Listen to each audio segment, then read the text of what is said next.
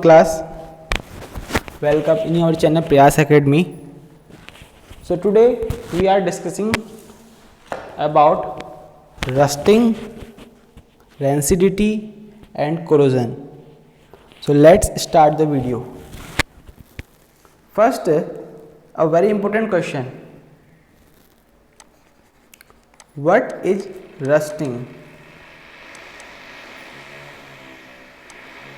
What is rusting of iron?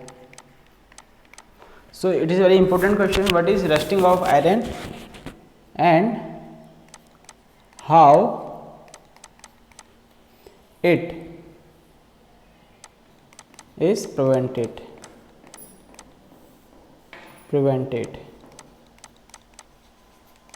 Okay, a very important question. So the answer is, what is rusting of iron? First, the rusting of iron means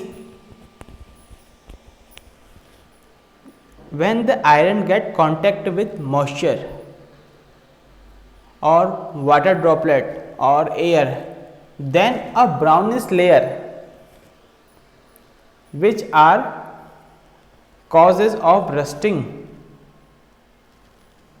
Okay, so the answer is the corrosion of iron due to moisture is called rusting of iron. Okay, is called rusting of iron. The corrosion of iron due to moisture is called rusting of iron. Means अगर iron कोई भी हम जब हम देखते हैं, कोई भी जब भी हम नया लोहा लेते हैं, नया सरिया लेते हैं, तो उसमें कोई जंग नहीं होता है, पर समय के साथ साथ अगर वो घर के बाहर पड़ा है तो धीरे धीरे उसके ऊपर एक ब्राउन कलर की लेयर चढ़ जाती है. और वो किसके कारण होती है? वो हमारे एटमॉस्फेयर के कारण होती है. हमारे आसपास के एयर में जितनी ज़्यादा नमी होगी उसको जंग उतनी जल्दी पकड़ेगी. ठीक.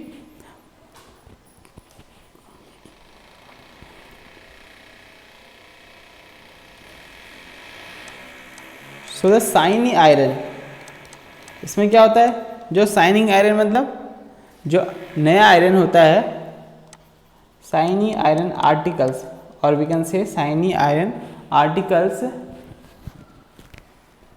On exposure to moisture.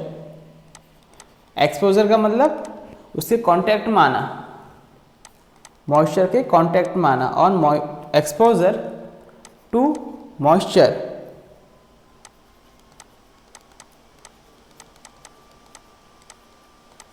get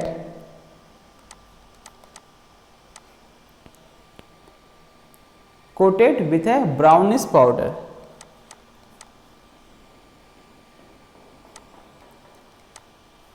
Coated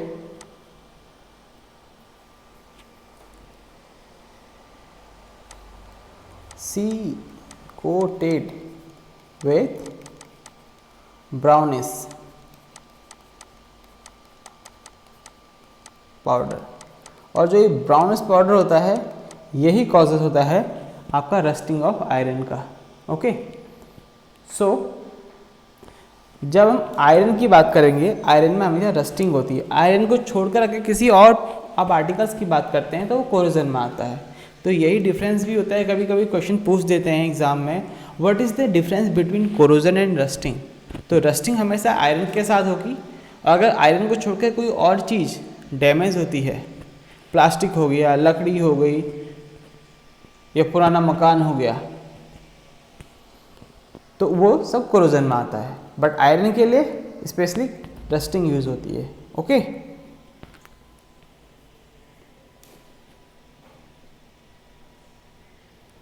so note it down.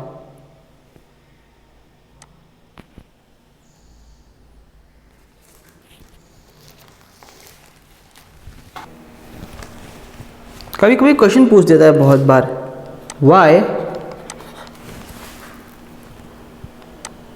do we apply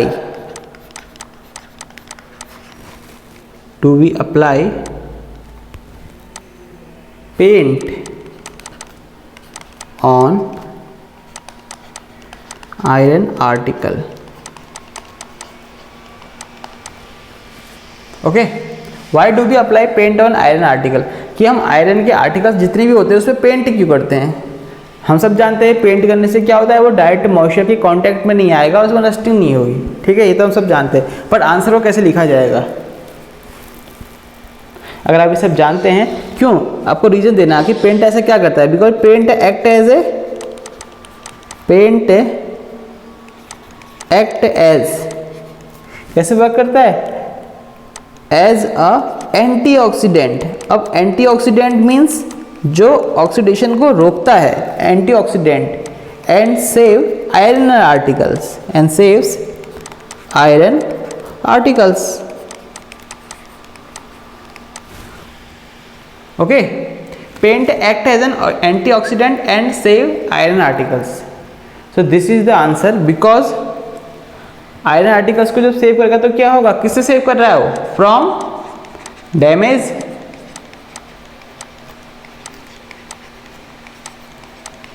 जो किसके कारण होगा? Due to moisture. ओके, तो ये आंसर है। Now the important next topic is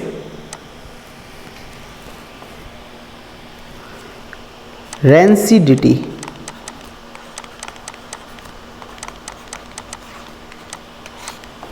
rancidity क्या होती है?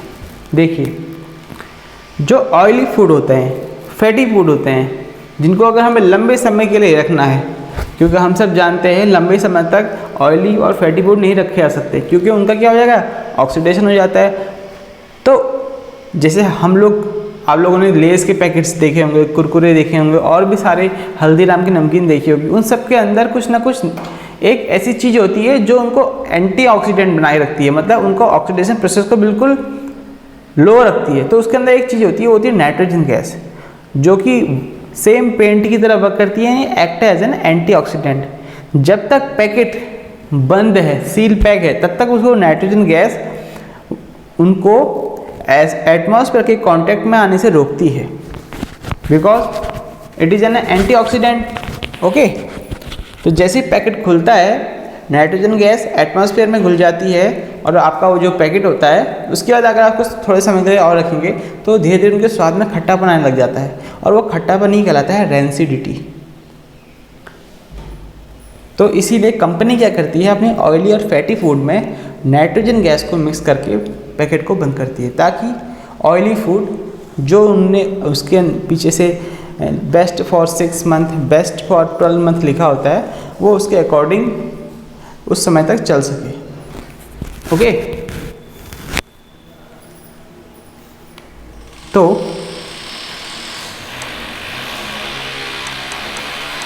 Fat and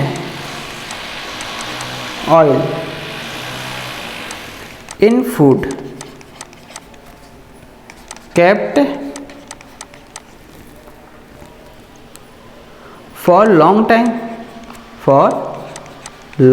time get oxidized and become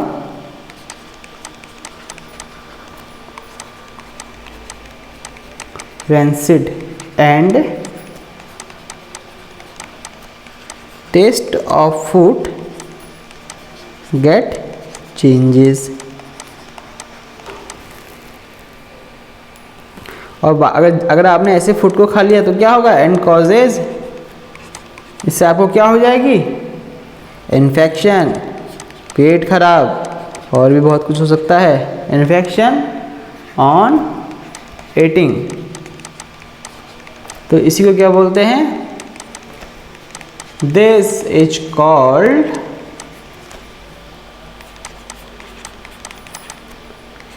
rancidity।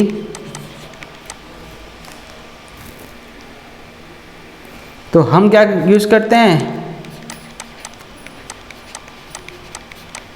To prevent rancidity हम एंटीऑक्सीडेंट्स यूज करते हैं।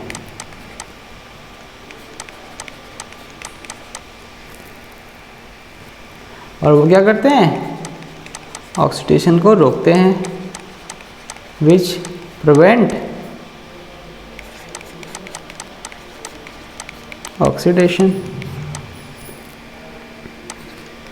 तो उनको मिला देते हैं अपने फूड में।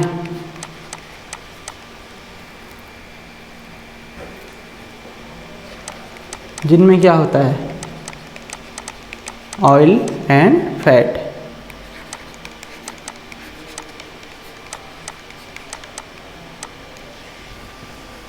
तो ये रैंसिडिटी है। आई होप आप सबको समझ में आ गया होगा रैंसिडिटी किसे कहते हैं, डेफिनेशन समझ में आ गई होगी।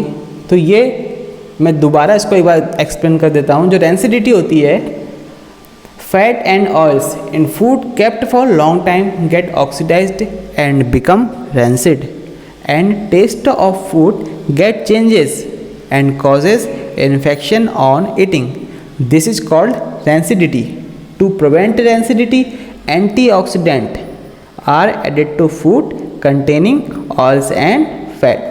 Okay, so this is the definition of rancidity.